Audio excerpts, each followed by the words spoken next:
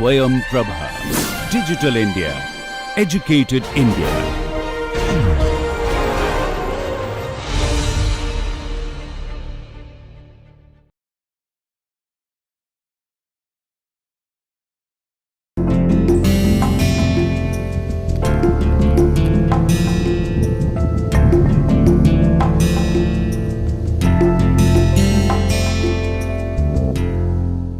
Welcome back. We'll be discussing about gliding flight. Okay? You know we have sinus 1 to 3, the glider. Sinus 1 to 3 glider with us. In fact, this is a motor glider. Conventionally, gliders didn't have any engine, right? They were launched by cables, and there was a winch, and the winch will wind the cable, and the glider will attain height.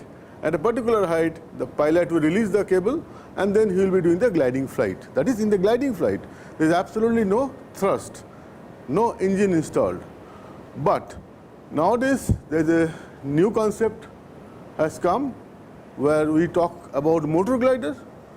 That is, we install small engine on the glider, and instead of launching through a cable, we use that engine to take it to a height and then switch off the engine.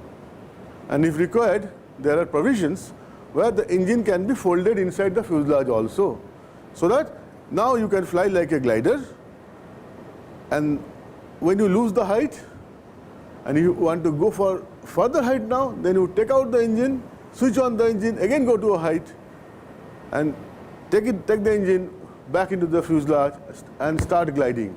That way the endurance of the glider has been increased. Okay? The problem with winch launch or cable launch was that once you reach a height, you will be constantly losing the altitude unless you get some thermal, right? Which all the time you may not get, right? So we will be talking about glider via gliding flight. Please remember, when I am talking about gliding flight, I am telling there is no engine, there is no thrust. Ideally speaking, when an aircraft will come for a landing, we also try to set the thrust to the lowest minimum. And that means if you are designing an aircraft, it needs to have some benchmark gliding capability, which is essential for approach and landing. Okay? So gliding flight doesn't necessarily mean I am flying with a glider. So gliding flight is one of those flight maneuvers which a normal aircraft needs to do, or the designer must ensure that he has enough capability to do requisite gliding flight. Okay? So now let us see how do we explain a gliding flight. Look at this diagram. This is the aircraft, or to be more specific now we will call it a glider, which is descending. This is the velocity vector. This angle gamma is called the flight path angle. And if we recall, we defined three angles. If this is the velocity vector, and this is the chord line or reference line, and this is the horizontal, then this angle is gamma, which is called flight path angle. This angle, that is chord line and velocity vector in the vertical plane, is called angle of attack.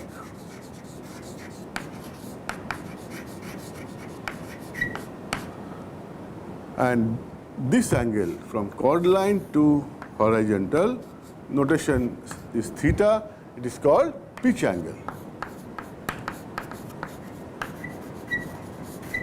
Right? Climb angle, you understand, the velocity vector tells how it is going and gaining the altitude. Pitch angle tells what is the attitude of the airplane, and angle of attack tells you the angle between the chord line and the velocity vector, because that angle of attack is responsible for giving the lift forces, and as a side effect you also get drag, correct? But if I try to see this diagram, I ask a question, what is the angle of attack here? This velocity vector is aligned to the chord line. This is a simplified diagram. There is the assumption that we are flying at a very low angle of attack. So actually there is an angle of attack, but since we are assuming alpha small, we are drawing it like this. Once we agree and understand this drawing with a clarity that this gamma is the flight path angle and which is negative. This is the convention of gamma positive, that is when you are climbing, the flight path angle is positive. When I am descending, the flight path angle is negative. Okay. If this diagram is clear, now let us see. Let me write this.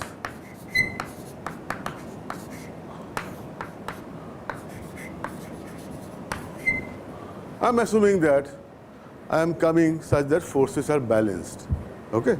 So this is the lift, and the W cos gamma is this component of weight, which is balanced by lift, and drag. There is a W cos gamma, W sin gamma here, so they are balanced. So if I write this equation, I could easily show that tan gamma is equal to 1 by L by D or 1 by CL by CD. Correct? What is gamma? Gamma was this angle, flight path angle. Now think of, if I want to have a maximum range, that is I want to go to a larger distance, then what should be the gamma? For range max, I should ensure that gamma should be as low as possible. Right? I go like this. Okay, for the range. That means gamma minimum means from here gamma will be minimum if, that is gamma minimum if CL by CD is maximum from this relationship. And this condition is not unknown to us, we are very familiar. CL by CD max means what? It means I should fly such that CL equal to CD naught by K. And where from I get CD naught and K?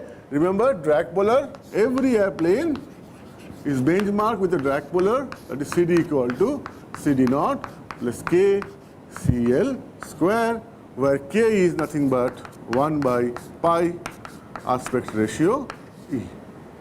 So once you buy an airplane, the manufacturer will give you the drag polar.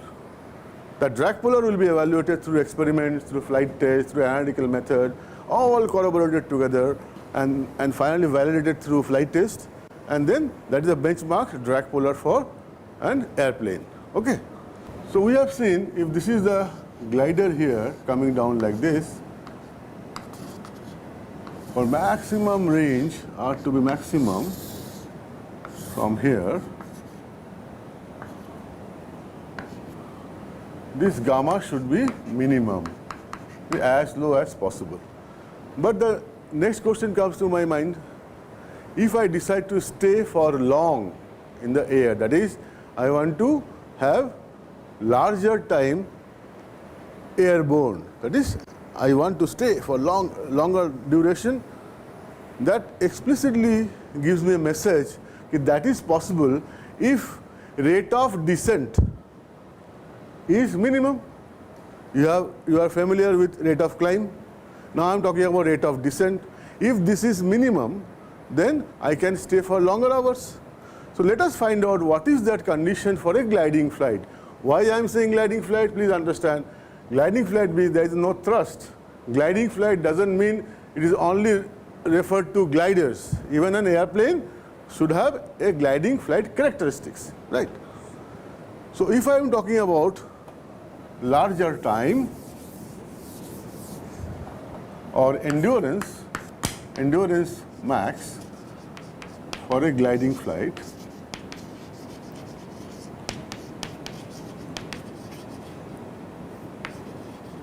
how do I model it? How do I try to understand? Okay. You know, lift equal to half rho v square S CL, that is equal to W cos gamma. We have seen from here, lift equal to W cos gamma. This angle is also gamma, right? And that clearly gives me an expression V equal to 2 cos gamma by rho CL into W by S. What is W by S? W by S was what? Very important parameter. It is called wing loading. That is, if W by S is low, that means for a given weight, it has larger wing area. Larger wing area means it is very lift effective. Lift depends upon the area. So I could see that if I want this V to be low, then W by S should also be low.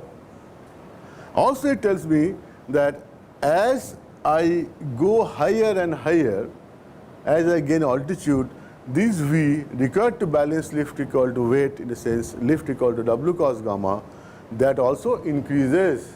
That means because rho goes on decreasing as I go higher and higher, so naturally V also goes on increasing. Right? So minimum velocity you get at sea level for a given CL and wing loading. Right?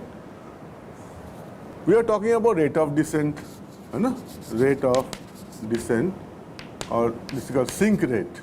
Better word is sink rate. Okay. Let me erase this.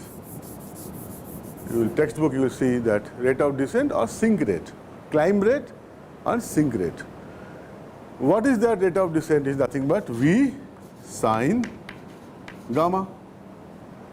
From the diagram, you could see that. This is V, this is gamma. So this velocity component is V sine gamma, and that is the rate of descent or sink rate. Okay.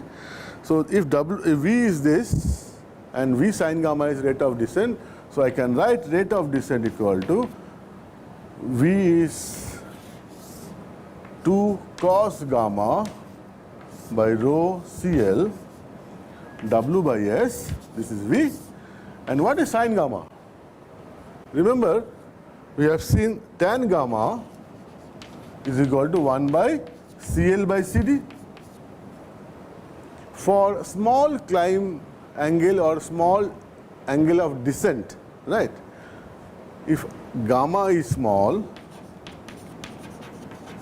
then I can write tan gamma is approximately equal to sine gamma. No objection, right? So now what I will do, rate of descent was V sine gamma. V is this expression. For sine gamma, I will take this expression of tan gamma, which is 1 by CL by CD. So 1 CL by CD. So what are you seeing here? See the rate of descent expression very carefully.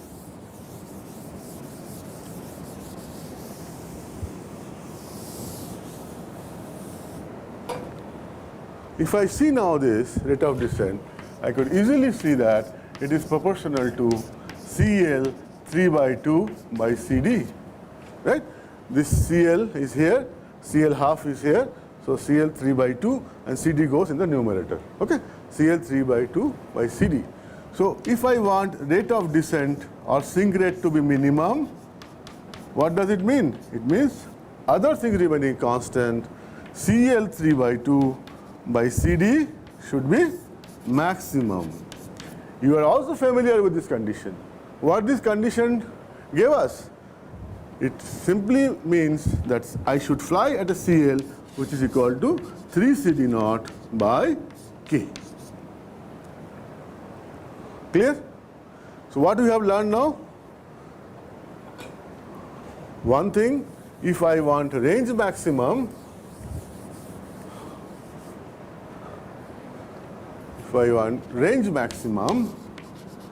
then I must fly CL equal to CD naught by K, because I am trying to fly such that CL by CD is maximum. And for endurance maximum, I must fly as CL equal to 3 CD naught by K, because I am flying at a condition CL 3 by 2 by CD maximum. Okay? No issues? Everything is clear? Okay, now let us go closer to a pilot. Okay. we are requesting pilot, please glide at a constant speed. It doesn't have a thrust. So it's very serious expectation you are having from a glider pilot. It's very easy on the blackboard, you say it is coming, forces balance. But here, what are the controls he has got to balance the forces? Nothing, except elevator will try to manage altitude or try to see CL and V, how he can manage that. Again, we are telling you fly such that CL equal to CD naught by K to get range maximum. Let us see what is the implication of this on the pilot. Okay.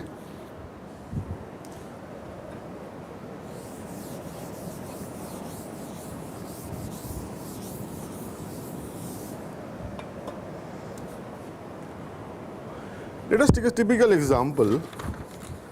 Let's say we are talking about a glider. Take a case of a glider. The aspect ratio is around 20. And let's say E is 1 for simplicity. And let's say CD naught for the glider is 0.020. So if I write the drag polar, it is 0.020 plus 1 by pi. Aspect ratio is 20 into E CL square. And this value is roughly 0.020 plus 1 by roughly 60 CL square. This is a very rough value. See, 1 by 3.1416 into 20, so 1 by 60. So what is the value of K? K is 1 by 60, because approximately like this, okay?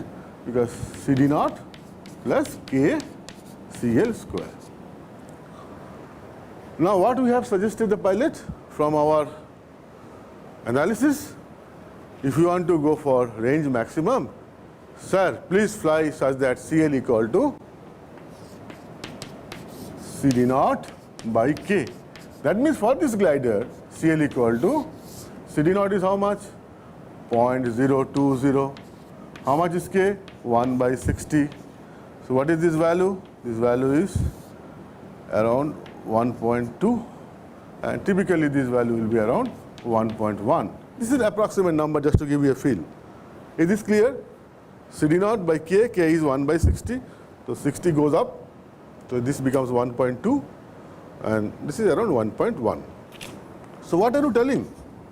You are telling pilot, sir, we want range maximum, please fly at CL 1.1. Now what is happening, you see?